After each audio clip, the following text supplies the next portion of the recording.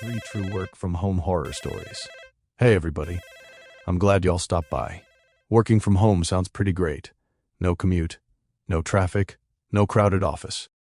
Just you, your computer, and the quiet of your own house. At least, that's how it's supposed to be. But when your job keeps you online late into the night, sometimes the only people awake aren't supposed to be there. I started looking online for stories from people who claimed something terrifying happened while working remotely. Tonight, I've picked 3 stories that really stuck with me.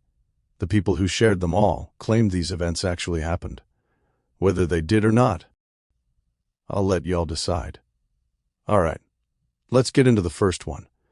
This first story was posted by a customer service representative who worked the overnight shift from home.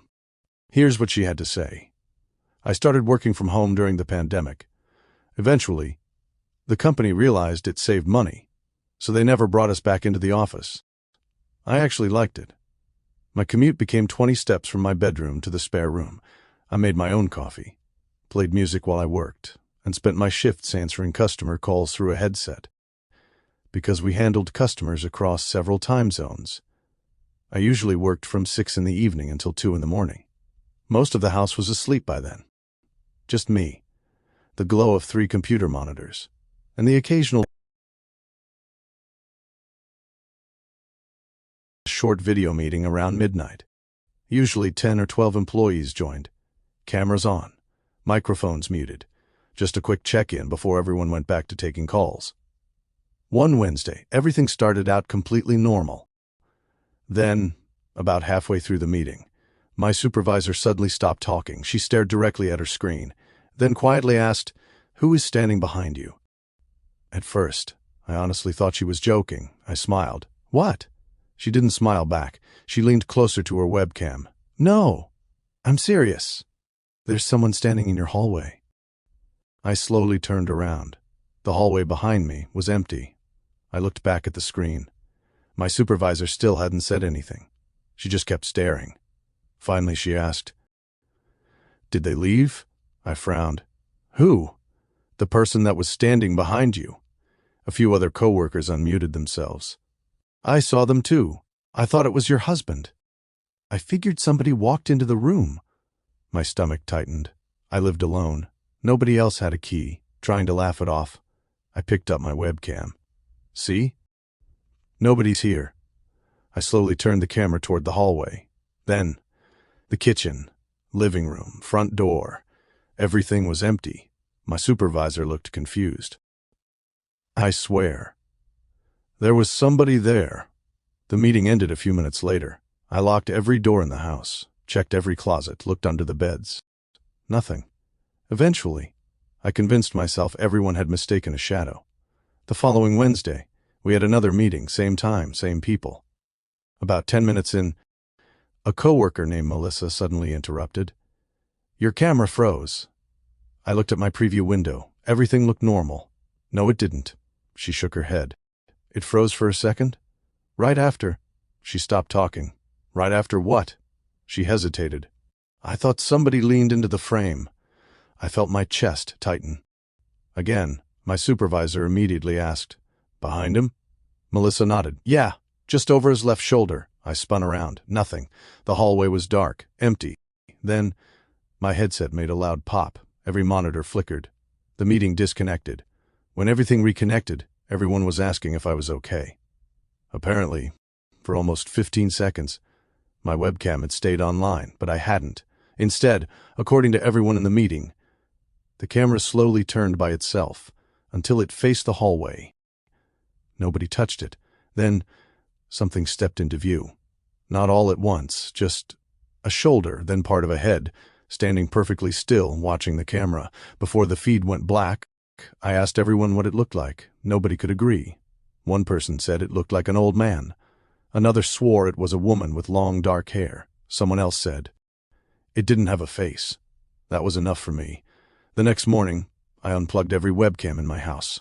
I still work remotely, but my camera stays covered. Every meeting, every day, no exceptions, you know. It's one thing to think you saw something. It's another thing entirely, when a dozen other people all claim they saw it too. All right, let's move on to story number 2. This next story was posted by a payroll specialist who had been working remotely for almost 3 years. If you've ever worked from home, you know Microsoft Teams becomes your office. Messages, meetings, status lights. You eventually recognize everybody's habits. Who's always online, who's always late, who's never away from their desk. Which is why this never should have happened. Here's what he had to say. Our payroll department had about 20 people, even though we all worked remotely. We talked constantly through Microsoft Teams. One of my closest co-workers was a woman named Karen. She'd worked for the company almost 15 years. She was one of those people who always replied within 30 seconds. If she was away from her computer, she'd usually send a quick message first. One Monday morning, HR scheduled an emergency meeting. That's when they told us Karen had passed away unexpectedly over the weekend. The entire department was devastated. They disabled her company accounts that same afternoon, or at least that's what we were told. About a week later, I was working late trying to finish payroll before the deadline. It was almost 11 at night. Everyone else had logged off hours earlier. My team showed every coworker offline except me. Then a notification popped up. Karen is typing. I froze. There had to be a mistake. The typing indicator stayed there. 5 seconds, 10 seconds, almost 30. Finally, a message appeared.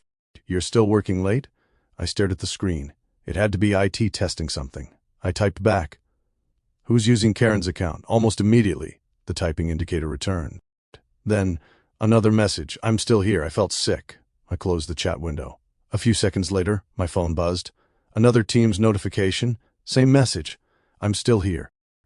I shut my laptop, turned off the lights, and went to bed. The next morning, I reported everything to IT. The technician checked the logs. Karen's account had never logged in. In fact, according to the system, it was permanently disabled 6 days earlier. He smiled. Probably just a synchronization bug. That explanation lasted until the following Friday. Around 10:30 that night, another Teams notification appeared. This time, there wasn't a message, just a video call from Karen. I declined it. 2 seconds later, she called again. I declined it again, then again, and again. 6 calls in less than a minute. Finally, the ringing stopped. I sat there staring at my monitor. Then, a new message appeared. You should have answered. I don't know about y'all, but if I got a Teams call from someone whose funeral I'd attended, I'd probably be looking for a new job. All right, we've got one last story, and this final one is easily the creepiest of the 3. This last story was posted by an IT support technician who worked entirely from home. If you've ever called a company's help desk, there's a good chance the person helping you wasn't sitting in an office. They were probably sitting in a spare bedroom or a home office, just like I was, using remote software. I could connect to an employee's computer anywhere in the country, fix the problem, disconnect, move on to the next ticket. Most nights, I never spoke to anyone face-to-face, just voices through a headset. One Thursday night, around 12:40 a.m., a high-priority ticket came in. Urgent. Employee unable to log in. The employee answered almost immediately. He sounded frustrated. My mouse keeps moving by itself.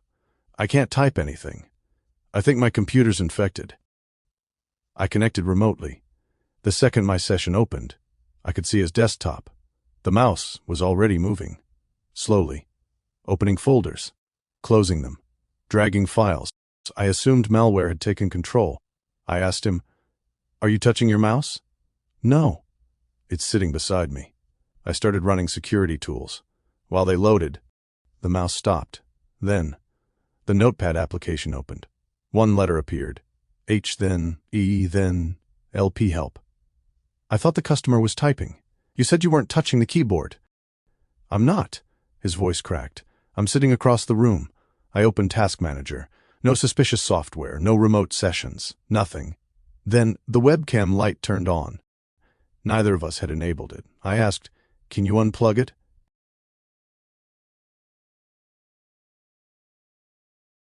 "Because there's somebody standing behind my computer." Neither of us spoke. I could only hear him breathing. Then, very quietly, he whispered, "I think they're looking at the screen." The webcam feed suddenly activated, just for a second, long enough for me to see part of the room. desk, chair, hallway. Then, a dark figure crossed behind his monitor. The video cut out. The remote session disconnected. I tried calling him back. No answer. 5 minutes later, police officers arrived at his house. I know that, because one of them called our emergency contact number after finding my company information on the computer. The officer asked if I'd been speaking to the homeowner. I said yes.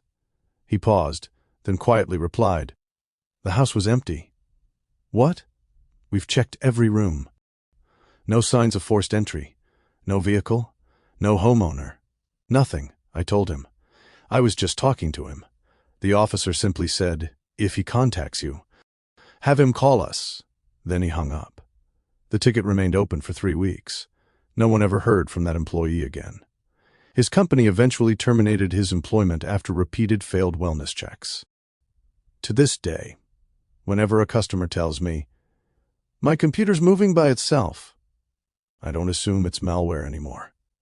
You know, working from home is supposed to feel safer than working in an office. You're surrounded by things that are familiar. Your own walls, your own furniture, your own home. But maybe that's exactly why these stories are so unsettling. Because if something impossible happens there, where are you supposed to go? If you enjoyed these stories, let me know which one disturbed you the most. And if you've ever had a strange experience while working from home, or during a late-night video call, tell me about it in the comments. Who knows? It might end up in a future video. Until next time, keep the fires burning. And as always, I'll tell the stories, if you'll stay scared.